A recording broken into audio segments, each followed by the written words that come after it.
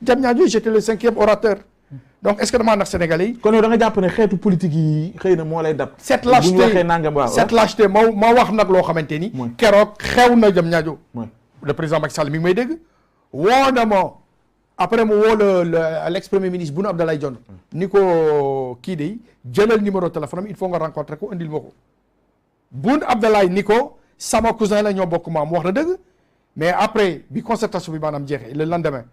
non le week-end maanaam passé le lundi ma jot le DG de mon cousin ba léegi maanaam mënuñu def dara.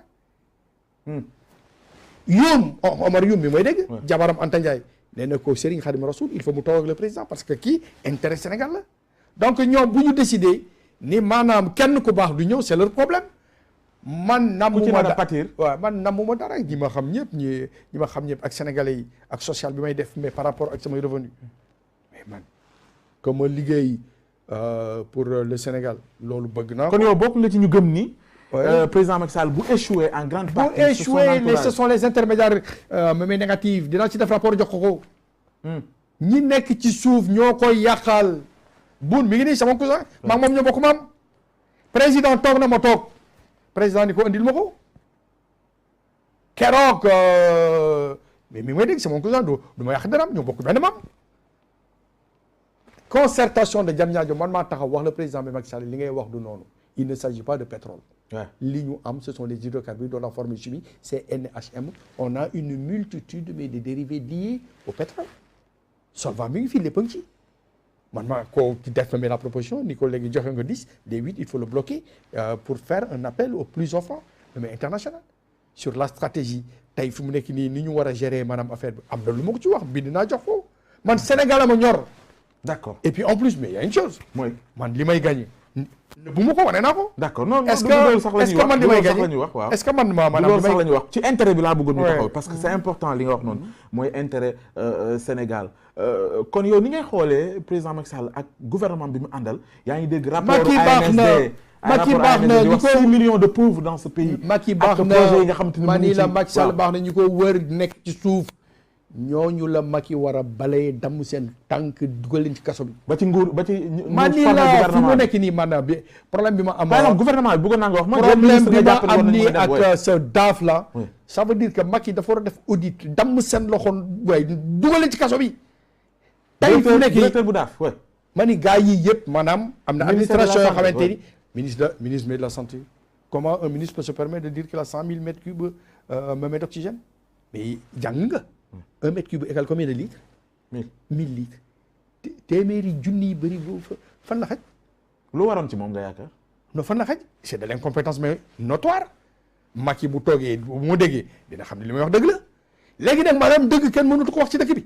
ça veut dire que quand quelqu'un me raconte des inepties loo xamante ne maanaam du noonu duñ ko wax dañuy noppi. futur même le ministre. waaw yow mais lan mooy ministre. waaw loolu laa ma ne futur même le ministre de la santé. mais lan mooy ministre il a yan qualification la sur le plan intellectuel man tey fu mu nekk nii mais bëgg naa amee Sénégal ñu dénk ko ñoo xamante ni sur le plan intellectuel il pèse mais amee quelque chose mais naa la wax dara tey fu mu ne nii bu ñu defoon. kon ñuy toog ci table bi yëpp table conseil des ministres bu ñu defoon sondage. mais ci nga xam ni maanaam au Sénégal affaire bi doy na waar. nga jël ci kenn par kenn laaj ko depuis quand la nga jël lire benn livre ba mu jeex def naa ci article bind jël benn livre lire ko. amuñu temps boobu ay temps la ay temps politique politicienne ainsi de suite et cetera te Sénégalais yi damaa bëgg ñu déglu avant may dem la solution mais xadimik ma démontrer la. dinañ ci ñëw. ma démontrer parce que waaw. ñi nga xamante ni maanaam dañoo wër Macky Sall. waaw liggéeyuñu pour Macky Sall am succès. dañuy liggéey ci biir liggéey bi xeex Macky Sall la barki Sëñ Tuubaa Xaadimu Rasuul. dañ koy xeex bu ko Macky way parce que yow Macky nan la yow toogee joxe 750 milliards ba pare di laajaat maanaam ñu koy expliquer fan la xaalis bi dugg. waaw IGE waaw gars yi liggéey kon. Macky moo dof wala gars yi ñoom ñoo liggéeyul et je pense que le président Macky Sall maanaam du dof gars yi ñoo liggéey fa la dugal xaalis bi man tey fu mu nekk nii bu ma nekkoon mais du côté de Macky Sall du ma laaj fan la xaalis bi dugg de. non et non man je suis quelqu'un de radical. mooy jox naa la gisuma résultat dama lay jël dugal la ci kaso bi. maanaam du ma la sax démettre comme ni ñu koy waxee nii dama lay topp. yow yaa jugé sa bopp jox naa mais 750 milliards mais. xam nga jàng dama bëgg nga traduire ma ko en termes économiques de millions ça fait combien. non mais loolu dafa bëri. ça fait 750 000 millions. Ouais. Macky Sall génne 750 000 millions gisul résultat ba pare di leen laaj audit man du ma laaj audit ñi ma ko jox ñëpp lay jël dugal ci kaso bi. d'accord. donc tey fi mu nekk nii et puis solution yi ñu war a am ci inondation bi maa lay génneel ci Sëñ Tuubaa ndax ma du ma génn ci Sëñ Tuubaa ci ay caaxaan. La solution est tellement limpide simple wax naa ko depuis 1 an nee naa na Macky Sall na laajte la cartographie des zones bleues bu laajte la cartographie mais des zones bleues ñu xool il y a 2 types de solutions la solution conjoncturelle et la solution structurelle. La solution mais structurelle tey fu mu nekk nii man ndox moomu dama ko soxla ndax Sénégal pour ma wàññi dund bi il faut ma am ay carottes yu toll nii. ay pommes de terre ay choux ainsi de suite. kon maanaam ndóol bi ñuy wax pauvreté bi 6 millions de Sénégalais pauvres comme ni ko waa ANSD génnee. donte sax le ministre mu ngi Amadou Hott mu ngi contesté maanaam véracité rapport bu ñu mel souvent on a ces genres de réaction bi bàyyi ko ci nguur gi jàpp nga ni ñu ngi ci yoon woowu jëm ci fexe comme ni nga ko waxee nii feexal Sénégalais yi parce que soo xoolee li xew ci Guinée on va y revenir maa ngi fàttali. mais ñu taxaw ci Amadou Hott. Amadou Hott nee na amul 6 millions de pauvres mais de Sénégalais. man je dis qu'il y a au moins 11 millions de pauvres au Sénégal parce que yeewu di xaar kaasu fondé boo naan bu fekkee ni loolu moom mooy émergence alimentaire je dis que Amadou Hott dafa yebaate. ah oui waaw ñan ñooy jël fii bu guddi jotee ñu jënd fondé xëpp ci benn sachet soow bu 100 francs wala sachet meew bu 100 francs ñaata nit ñoo koy def fii ñaata nit ñooy jënd mburu def ci ndàmbay moom xëy na il voit le Sénégal que dans sa maison. D'accord. tey boo xoolee yan zone fii rek képp ci Dakar ñooy toog toute la journée amuñu ndox. D'accord. si ça ce n'est pas mais la pauvreté. kenn xamul lan la. non Hott dafa yebaate. dafa yebaate. d'accord yebul seulement le peuple sénégalais. mais dafa yeb le président Macky Sall. lu waroon ci moom parce que mais gars yooyu ils sont incompétents dégage dañu war a dégager.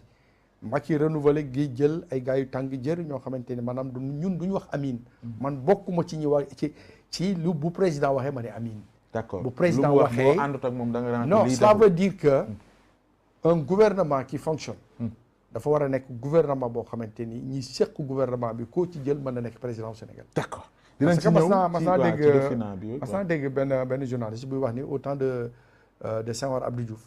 conseil des ministres koo yëkkati Bara Ndiaye la l'analyste maanaam wolof nee na koo yëkkati rek mën naa doon président de la République mais il faut que Macky Sall mu liggéey ci loolu il faut que Macky Sall comme gëm na Sénégal bëgg na Sénégal kullu nafsin zaa'iqatul mawt mën na ñoo yeewu suba mu faatu mais war na préparer ay Sénégalais yoo xamante ni koo ci yëkkati loxoom bu toogee Sénégalais yëpp maanaam am ci moom confiance. d'accord dina ñëw léegi borom xam-xam koo def lan mu nekk borom xam-xam boo xamante ni de probité mais morale irréprochable man bañ mu Macky Sall man bañ mu Macky Sall xam nga la moo tax man bañ mu dinañ ci ñëw xam nga la moo tax bañ mu Macky Sall le professeur de chimie végétale de Macky Sall sama baay la à l'université donc bi muy dem di def campagne ñëw na kër ga tàllal loxo ñu ñaanal ko kon man pour quelle raison ma koy contre non contre ma ko waaw mais tey position bi ma am beaucoup de Sénégalais am nañ ko d'accord ba yaa je crois dama ci ñëw sama première partie jeex na damay dem rek ñëwaat comme ça ñu continuer non mais attends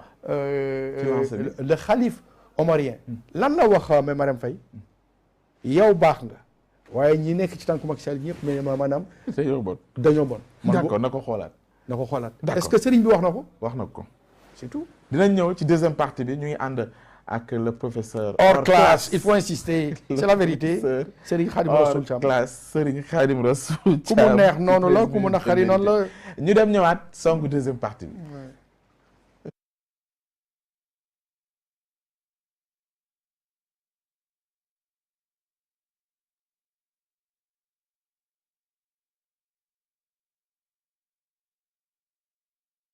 jërë ngeen jëf yéen ñu ngi bàyyi xel ba tey ci Sénégal 7 seen émission 13 minutes de vérité ñu ngi ak le professeur hors classe Serigne Khadim Rassoul Thiam ci 13 minutes de vérité. de l'académie de la Martinique. de l'académie de la Martinique waaw parce que y a des intellectuels qui ont une carence nee nañu xamuñu fan la île des. waaw île des Martinique île des Amériques.